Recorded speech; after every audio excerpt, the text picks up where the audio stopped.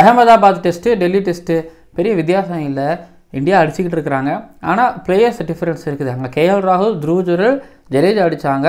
ஆனால் இன்னும் துருவ் ஜுரேல், ஜடேஜா வரல. ஆனால் இங்கே ஜெய்ஸ்வால் அடிச்சுக்கிட்டு இருக்காரு, சாய் சுதர்ஷன் அடித்தார். ஸோ இவ்வளோ தான் வித்தியாசம். மற்றபடி வந்து பார்த்தீங்கன்னா வெஸ்ட் இண்டீஸ் வந்து பவுலிங் மிஷின் மாதிரி போட்டுக்கிட்டே இருந்துக்கிட்டு இருக்கிறாங்க. எப்போ முடிய போகுது டெஸ்ட் மேட்ச்சு? ஏன்னா 2-0 இந்தியா வின் பண்ணுறது உறுதி தானா? வெஸ்ட் இண்டீஸ் என்ன பண்ணணும் இப்படிங்கிற நிறைய விஷயத்த பேசவும் போகிறோம்.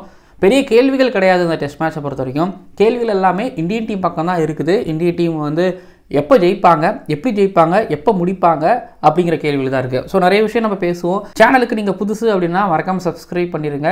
அந்த வீடியோக்குள்ளே போகலாம். ஓவருக்கு 6 பால் தான், ஆனால் நோ பால் போட்டால் 7 பால். ஐபிஎல் பப்பியா?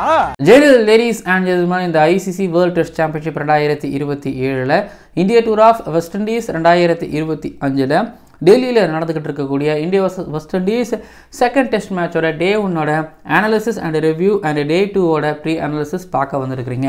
இந்தியாவை பொறுத்த வரைக்கும் ஒரு மாதிரி கேக் வாக், ஒரு மாதிரி ஈஸி பீஸி ஜூஸி யான ஒரு டெஸ்ட் மேட்ச் விளையாண்டுக்கிட்டு இருக்கிறாங்க. அதாவது சாய் சுதர்ஷன் 87 அவுட் ஆனார். இந்த 13 ரன்னுக்காக வருத்தப்படுவார் 87 அடித்தது விட.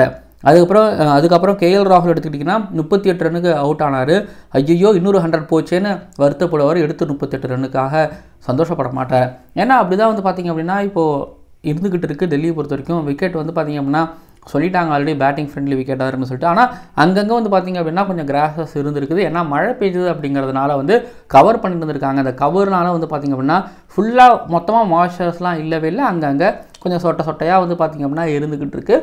ஸோ அதில் வந்து பார்த்திங்க அப்படின்னா 2 ஒரு பெரிய டர்ன்ஸ் வேரிக்கன் கிட்ட கேஎல் ராகுல் வந்து ஸ்டெம்பிங் ஆனது. அதுக்கப்புறம் சாய் சுதர்ஷன் பேக் ஃபுட்டில் போயிட்டு வந்து பார்த்திங்கன்னா எல்பிடபிள்யூ ஆனது மட்டுமே தவிர மற்றபடி வந்து பார்த்திங்க அப்படின்னா ரொம்ப பெருசான டர்ன்ஸ் அங்கே பண்ணலை, இங்கே பார்க்கலை. அதுதான் உண்மையும் கூட.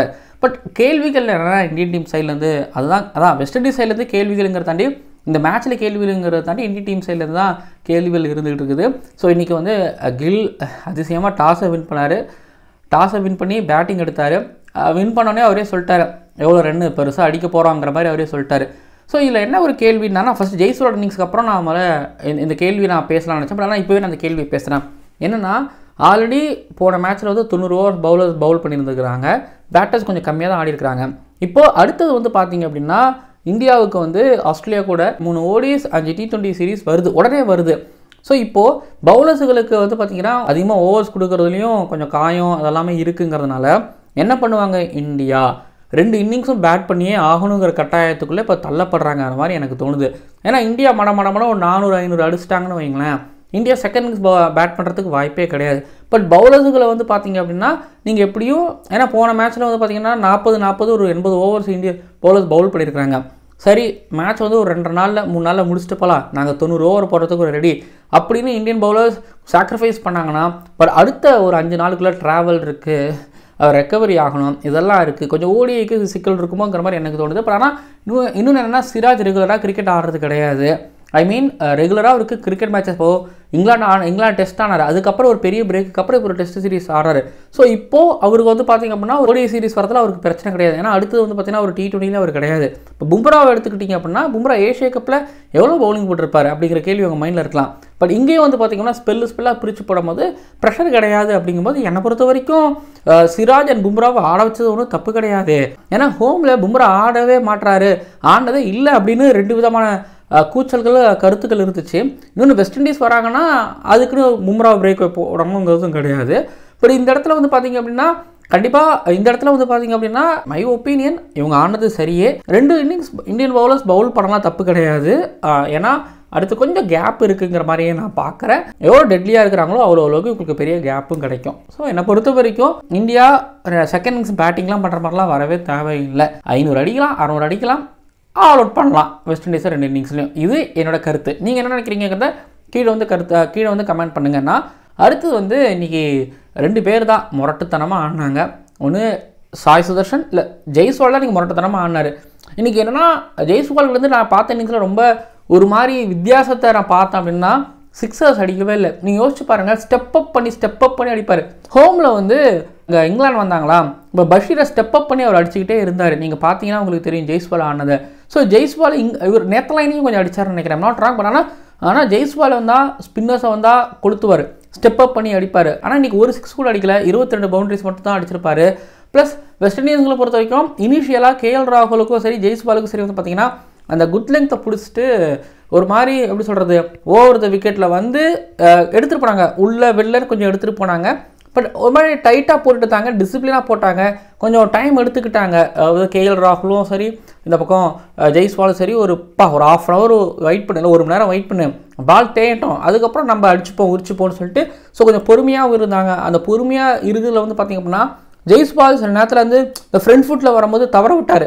அப்புறம் பல்க்கு 2-3 டிஃபென்ஸ் ஒன்று வச்சார். அதுக்கப்புறம் என்னென்னா வெஸ்ட் இண்டீன்ஸ் இங்கே வந்து சரி ஓகே ஜெய்ஸ்வால் வந்து கொஞ்சம் செஸ்ட் அவுட் சைட் ஆஃப் ஸ்டெம்பில் போடும்போது ஒரு ஆங்கிளை கிரியேட் பண்ணி போடும்போது ஓவர் விக்கெட்டில் இருந்து ஸோ அப்போ ஒரு வேளை அவர் கட்டடி, ஆனால் அவர் கட்டடியில் அடிப்பார். இப்போ தவான் ஜெய்ஸ்வால் பார்த்தீங்கன்னா சூப்பராக கட்டடிப்பாங்க. இதுக்குன்னே பாயிண்டில் ஒரு ஃபீல்டர் வச்சு தவானை எடுப்பாங்க, கல்லியில் வச்சு கூட எடுப்பாங்க, இல்லை ஓப்பன் பண்ணி விட்டு கட்டடிக்க விட்டு ஒரு ஸ்லிப்பில் கேட்ச் வரதுக்கும் வாய்ப்புகள் இருக்குது, அப்படிலாம் பண்ணுவாங்க. ஜெய்ஸ்வாலுக்கு போன மேட்ச் அப்படி தான் ஆச்சு. பட் இந்த மேட்ச்சில் வந்து பார்த்தீங்கன்னா கட்டு ரொம்ப தைரியமாக ஃபாஸ்ட் பாலுக்கு அகேன்ஸ்டாக அடித்தார். அவரோட ரன்ஸ் எல்லாமே வந்து பார்த்திங்க அப்படின்னா மேக்ஸிமம் ஆஃப் ரன்ஸ் எல்லாமே ஆஃப் சைடில் மட்டுமே இருக்கும். அதாவது தேர்ட் மேலேருந்து கிட்டத்தட்ட வந்து பார்த்திங்க அப்படின்னா மிடு விக்கெட்டுக்குள்ளே அவ்வளோ ரன்ஸ் அடிச்சிருப்பார். ஸ்பின்னர்ஸையும் சரி ஃபாஸ்ட் பாலர்ஸையும் சரி, எஸ்பெஷலி ஸ்பின்னர்ஸை வந்து பார்த்திங்கன்னா முன்னாடி காலை போட்டு நிறையக்கு ஸ்வீப்பும் அடித்தார். ஸோ ஃபாஸ்ட் பாலர் ஸ்பின்னர்ஸுக்கு அகேன்ஸ்டாக பேட்டை பெருசாக தூக்கவும் இல்லை, பறக்க விடவும் இல்லை, கட்டு ஸ்வீப்பு இது மட்டும் இன்றைக்கி ஃபுல்லாக நல்லா ஆடிக்கிட்டே இருந்தார். சில பிளாக்ஸ் நல்லா இருந்துச்சு. இனிஷியலாக அவரோட டெம்பரமெண்ட் டிசிப்ளின் ஒரு மும்பை கிரிக்கெட்டர்ஸோட கிரிக்கெட் பார்க்க முடிஞ்சது. ஒரு அஜின்கா ரஹானே கொஞ்சம், அப்புறம் ரோஹித் கொஞ்சம். ஸோ ரோஹித் வந்து பார்த்திங்க அப்படின்னா எனக்கு இதுக்குள்ளே நாக்பூரில் பார்டர் கவாஸ்கர் ட்ரோஃபி 2022 ஆடிப்பார் ஆஸ்திரேலியா அகேன்ஸ்டாக. ஸோ அந்த மாதிரி ஒரு இன்னிங்ஸ் வந்து இன்றைக்கி ஜெய்ஸ்வால் காமிச்சார். 100 பக்கத்தில் இருக்குது, 100 அடிக்கலைன்னா தான் கொஞ்சம் தப்புப்பா அப்படிங்கிற மாதிரி இருக்கும். 173 253 பால், இது நல்ல கிரிக்கெட். இது வந்து அதாவது வெஸ்ட் இண்டீஸோட பவுலிங்கே கொஞ்சம் காமிக்குது, அப்போ நல்லா பண்ணியிருக்கிறாங்கப்பான்னு சொல்லிட்டு ஒரு பக்கம்னா. இன்னொரு பக்கம் வந்து பார்த்திங்க அப்படின்னா சாய் சுதர்ஷன் அவருக்கு பேக் ஃபுட்டில் ஆடி பழக்கமாகிடுச்சு நான் நினைக்கிறேன். நிறைய பேக் ஃபுட்லேயே நிறைய எடுத்துக்கிட்டு இருந்தார். இனிஷியலாக வந்து ஒரு 53 ரனில் அவர் அவுட் ஆகிருக்க வேண்டியது வேர்க்கனோட கேட்ச் ஒன்று.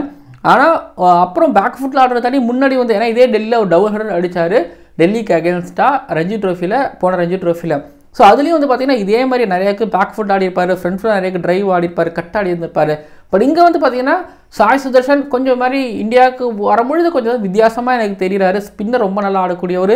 இப்போ நிறைய பேக் ஃபுட்டில் ஆடாரு, இந்த பேக் ஃபுட்டில் ஆடி நிறைய ரன்ஸ் எடுத்தார், பேக் ஃபுட்லேயும் அவுட் ஆனார். பட் வீட்டில் கேள்வி கேட்பாங்கன்னு நினைக்கிறேன், அம்மா என்னப்பா அந்த 13 ரன் எங்கேப்பா என்னப்பா அப்படின்னு கேட்பாங்கன்னு நினைக்கிறேன்.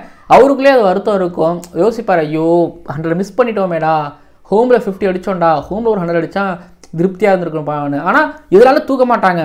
ஐ திங்க் பேக் பண்ணுறாங்க நான் நினைக்கிறேன். பேக் பண்ணணும், தப்பு கிடையாது. இன்கன்சிஸ்டண்ட்டாக இருந்துக்கிட்டு இருக்காரு. பட் கன்சிஸ்டண்ட்டாக வர வைக்கிறதுல வந்து பார்த்திங்கன்னா இருக்கக்கூடிய கேம்புக்கு கேப்டன் கோச்சு இவங்களுக்கு பார்த்திங்கன்னா மிகப்பெரிய ஒரு பொறுப்பு இருக்குது. ஸோ சாய் சுதர்ஷனாக பேக் பண்ணுறாங்க கிளியராக தெரியுது. பட் அந்த 100 இல்லையேன்னு சொல்லிட்டு இவர் வருத்தப்படுறதை தாண்டி இவங்க வருத்தப்படுவாங்க, ஏன்னா இவங்க உங்களை பேக் பண்ணுறாங்க அப்படிங்கிறதுனால. துருவ ஜுரல் அடிக்கலாம், பட் ஆனால் சாய் சுதர்ஷனாக பேக் பண்ணுவாங்கன்னு நான் நினைக்கிறேன். ஏன்னா ஃபார்வர்ட் ஷாட்லாம் நிற்பாருங்கிறதுனால துருவ ஜுரல் நிற்பார். பட் ஆனால் அதை தாண்டி எனக்கு சாய் சுதர்ஷன் துருவ ஜுரல் இவங்களுக்கு தான் போட்டி வரும்னு நினைக்கிறேன். சரி பார்ப்போம். இன்னொரு பக்கம் கேஎல் ராகுல் அதான் சொல்கிறாங்க வருத்தப்படுவார், ஐயோ இப்படி அவுட் ஆகிட்டாமேடான்னு சொல்லிட்டு. ஏன்னா அது வரைக்கும் டேர்ன் இல்லை, அந்த பால் நல்ல ஒரு டேர்ன் எடுத்துகிட்டு போனார் வெளில வேரிக்கன். அதே போல் தான் சாய் சுதர்ஷனுக்கும் பேக் ஃபுட்டில் மாதிரி நல்லா திரும்பிச்சு பால். கில்லு வந்தோடனே ஃப்ரண்ட் ஃபுட்டில் போட்டு ஸ்லாக் 2 ராவனார். அதுக்கப்புறம் ஒரு மாதிரி காமானார். ஏன்னா நைட் வாட்ச்மேனை வர வச்சு திரும்ப அது அடுத்த நாள் போய் அது வேணாம் நம்மளே ஆடுவோம்னு சொல்லிட்டு அவர் மாதிரி பொறுமையானார். ஸோ வெஸ்ட் இண்டீஸ் பொறுத்த வரைக்கும் வந்து பார்த்திங்க அப்படின்னா எப்படி சொல்கிறது, ஃபஸ்ட்டு செஷனில் கொஞ்சம் பொறுமையை சோதிச்சாங்க, கொஞ்சம் கேமுக்குள்ளே இருந்த மாதிரி இருந்தது. அதுக்கப்புறம் 2 செஷனில் வந்து பார்த்திங்க அப்படின்னா அப்பப்போ மட்டும் கொஞ்சம் இன்கன்சிஸ்டண்ட்டாக இருந்தாங்க. எப்படி பிச்சில் இருக்கக்கூடிய மாதிரி அந்த கிராஸஸ் சொட்டையாக இருக்குங்கிற மாதிரி அவங்களோட பவுலிங்கும் கொஞ்சம் அங்கங்கே ஓட்டையாகவும் இருந்துச்சு. இதை பார்க்கவும் முடிஞ்சிச்சு. பட் போன மேட்ச்சுக்கு இந்த மேட்ச்சுக்கு அவங்க பவுலிங்கை நீங்கள் கம்பேர் பண்ணுறீங்கன்னா எனக்கு அந்த கம்பேரிசன் பெருசாக வரல அப்படிதான் நான் சொல்லுவேன். ஓகேங்களா? பட் 2 நாள் திரும்பவும் இந்தியா 3 செஷனையும் கைப்பற்றிருக்கிறாங்க, அது டவுட்டே கிடையாது. ஃபஸ்ட்டு செஷன் ஷேர்டெல்லாம் கொடுக்கவும் முடியாது, ஏன்னா இந்தியா வந்து ஃபஸ்ட்டு செஷனுக்கு அப்புறம் எப்படி ஆடினாங்கிறது இருக்குதுல்ல. ஸோ அங்கே வந்து ஒரு மாதிரி கேஎல் ராகுல் ஜெய்ஸ்வால் கிட்டேருந்து ஒரு பார்ட்னர்ஷிப்னா, இந்த பக்கம் ஜெய்ஸ்வால் சாய் சுதர்ஷன் 2 யங்ஸ்டர்ஸ் ஆடி இருக்கிறாங்க. புரியுதுங்களா? 2 யங்ஸ்டர்ஸ் ஆடி இருக்கிறாங்க. இது வரைக்கும் இந்த புஜாரா அப்புறம் கோலி ஆடி பார்த்துருப்போம், ரஹானே கோலி ஆடி பார்த்துருப்போம், இல்லை புஜாரா ரஹானே. பட் இப்போது ஒரு ஜெய்ஸ்வால் சாய் சுதர்ஷன் பின்னாடி பெரிய காலத்தில் இவங்க தான் முக்கியம்னு வரும்போது அவங்க ஆடக்கூடிய ஒரு நாக். ஸோ ஏர்லி ஸ்டேஜஸில் இப்போ ஒரு நாக் கூட ஆடி இருக்காங்க, பார்ட்னர்ஷிப் போட்டு ஆடி இருக்காங்க, நல்லா இருந்துச்சு. ஓகேங்களா. பட் இன்னொரு பக்கம் நீங்கள் வெஸ்ட் இண்டீஸ் சைட்லேருந்து பவுலிங் எடுத்துக்கிட்டீங்க அப்படின்னா அவங்களால அவங்க முடிஞ்சதாக பண்ணி பார்த்தாங்க, பண்ணலாம் இல்லை பண்ணி பார்த்தாங்க. ஆனால் இந்தியன்ஸோட கிரிக்கெட் ஸ்டாண்டர்ட் எல்லாம் வேறு எங்கேயோ மானத்தில் இருக்குது அப்படிங்கிறதுனால இவங்க தரையில் இருக்காங்கிறதுனால. ஆனால் மொத்தம் 90 ஓவர் போட்டுகிட்டே இருந்தாங்க, போட மட்டும் தான் செஞ்சாங்க, எதுவும் பெருசாக அவங்களுக்கு க்ரியேட் ஆகவும் இல்லை. பட் சீல்ஸ் எனக்கு ஃபேவரட். சீல்ஸ் அது மாதிரி நல்லா செஸ்ட் ஓப்பன் பண்ணி நல்லா லேண்டிங்கோட நல்லா பால் எடுத்துகிட்டு போவார். ரொம்ப கம்மியான பால்ஸ் தான் விக்கெட் கீப்பர்கிட்ட போச்சு, ஆனால் அது ரொம்ப கம்மியான பாலில் சீல்ஸோட பால்களும் அதிகம். ஓகேங்களா. இதுதாங்க டே 1 ரிவ்யூ பொறுத்த வரைக்கும். இன்றைக்கி பெருசாக எலாபரேட் பண்ணி இந்த மாதிரி டாக்டிக்கலாக பண்ணாங்க அப்படிலாம் இல்லை. ஜெய்ஸ்வால் 6 அடிக்கல, அவ்வளோதான். அப்புறம் சாய் சுதர்ஷன் அந்த 13 ரன் மிஸ் பண்ணார். ஓகேங்களா. சரி, இப்போது டே 2 ப்ரிவியூக்குள்ளே போகலாம். நான் ஆல்ரெடி டிஸ்கஸ் பண்ணிட்டனோ, அதாவது இந்தியா செகண்ட் இன்னிங்ஸ் பிடிப்பாங்களா இல்லைனா ஃபஸ்ட் இன்னிங்ஸோட முடிச்சுப்பாங்களா சொல்லிட்டு. சரி ஓகே, நாங்கள் டிஸ்கஸ் பண்ணிட்டேன். பட் அதே தான் இங்கே நான் ரொம்ப பெருசாக வாழலாம் இல்லை, லைட்டாக ரிப்பீட் பண்ணும்போது இப்போ இந்தியா ஃபஸ்ட்டு செஷனில், அதாவது இப்போ இந்தியா 318 இருக்காங்களா, ஃபஸ்ட்டு செஷனில் என்ன நினைப்பாங்க, ஒரு 400 அடிப்போண்டா, 400 அடிப்போம், 450 வைப்போம், ஸோ அதை வெஸ்ட் இண்டீஸில் கொடுத்து பார்ப்போம் அப்படிங்கிற மாதிரி நினைப்பாங்கன்னு நினைக்கிறேன். முன்ன அப்படி தான் அகமதாபாத் டெஸ்ட் மேட்ச் நம்ம நினச்சி பார்க்காத மாதிரி ஒன்று நடந்துச்சு. அதே மாதிரி தான் இங்கே பண்ணுவாங்களோ நினைக்கிறேன். பட் தெரியல, புரியலை. அங்கே coach Gautam Gambhir, captain Shubman Gill and Indian டீமோட பவுலர்ஸ், ஃபாஸ்ட் பவுலர்ஸ் இவங்களாம் சேர்ந்து என்ன முடிவு பண்ண போகிறாங்கன்னு தெரியல. ஆனால் இன்னொன்று சொல்கிறேன், வெஸ்ட் இண்டீஸ் பொறுத்த வரைக்கும் அவங்களோட ஸ்பின்னர்ஸ் வந்து அவங்க திருப்ப மாட்டுறாங்க அப்படிங்கிறது ஒன்று இருக்குது. ஆமாம், அவங்க திருப்பி தான், அதாவது பிச்சு எதுவும் பண்ணாது, நம்ம திருப்பினா பிச்சை கொஞ்சம் திருப்ப அசிஸ்ட் பண்ணுவோம். பட் இதில் குல்தீப் யாதவ் எடுக்கிறாரு, ஜடேஜாலாம் இருக்கிறாங்கன்னா, இப்போ ஜடேஜா பால் திரும்புன்னு சொல்லிட்டு ஜடேஜா கிட்ட ரிவர்ஸ் ஸ்வீப்லாம் ஒரு ஆட போனாங்கன்னா LBW ஆகலாம், லீடிங் எட்ஜ் கேட்ச் ஆகிறதுக்கு வாய்ப்பு இருக்குன்னா. இன்னொரு பக்கம் நான் அவங்ககிட்ட சொல்கிறேன், குல்தீப் யாதவ் நேச்சுரலாகவே அவர் வந்து ஒரு மாதிரி ஸ்கிட்டியாகவும் போடுவார், ஒரு மாதிரி என்ன சொல்கிறது போடுவார், மேலே போட்டு எடுத்து கொடுப்பாரு. ஸோ இந்தியாவுக்கு அது ஒன்று. அப்புறம் பும்ராவுக்கு பிச்சு, இந்த பிச்சு அந்த பிச்சு எந்த பிச்சுனாலும் போடுவார். சிராஜ், ஸோ இந்த மாதிரி ஒரு 4 நறுக்குன்னு பவுலர்ஸ் இருக்கும்போது என்ன பாஸ் சொல்லணும். ஸோ இந்த மேட்ச்சு மேபி சொல்கிறேன்லங்க, ஃபஸ்ட் செஷனில் இந்தியா முடிச்சுட்டு 2 செஷனில் ஆல் அவுட் பண்ணுவாங்களா, இல்லை மேட்ச் வந்து டே 3 வரைக்கும் போகுமா அப்படிங்கிறதான் பார்க்கணும். நான் சொன்ன மாதிரி இந்தியா வந்து செகண்ட் இன்னிங்ஸ் பேட் பண்ண வருவாங்களா அதையும் பார்ப்போம். பட் இந்தியா செகண்ட் இன்னிங்ஸில் பேட் பண்ண வெஸ்ட் இண்டீஸ் வர வச்சிட்டாங்கன்னா வெஸ்ட் இண்டீஸ் ஜெயிச்சதான் நான் பார்க்குறேன். மெயின் இந்தியா ஜெயிச்சாலும் வெஸ்ட் இண்டீஸ் ஒரு வகையில் அப்பா நீங்கள் ஜெயிச்சிட்டிங் பார்க்குற மாதிரி நான் பார்க்குறேன். என்ன நடக்குதுன்னு பொறுத்திருந்து பார்க்கலாம். டே 1 ரிவ்யூ இதுதான், டே 2 ப்ரிவ்யூ இதுதான். அப்புறம் மதுரைக்கு தலை தோனி வந்துருந்தால ஸ்டேடியம் ஓப்பனிங்க்கு போயிருந்தேன், ஷார்ட்ஸ்லாம் அப்லோட் பண்ணிட்டு இருக்கேன், வீலாக் வீடியோவும் வருது, பாருங்கள், என்ஜாய் பண்ணுங்கள். தலை பிளட்ஸ் இருப்பீங்க நான் நம்புகிறேன். வீடியோ முடிஞ்சால் இல்லை வீலாக முடிஞ்சால் ஷேர் பண்ணுங்கள், பார்த்துட்டு லைக் போடுங்க, கமெண்ட் பண்ணுங்கள். வீடியோவில் உங்களை நான் சந்திக்கிறேன், வீலாகில் சந்திக்கிறேன். வீடியோ நிறைவடைகிறது, மறக்காமல் சப்ஸ்கிரைப் பண்ணுங்கள், பக்கத்தில் ஒரு பெல் ஐக்கான் கிளிக் பண்ணுங்கள். இந்த வீடியோ உங்களுக்கு பிடிச்சிருக்குன்னு நான் நம்புகிறேன். பார்க்கலாம் அடுத்த வீடியோக்களில். ஓவருக்கு 6 பால் தான், ஆனால் நோ பால் போட்டால் 7 பால். ஐபிஎல் பாப்பியா?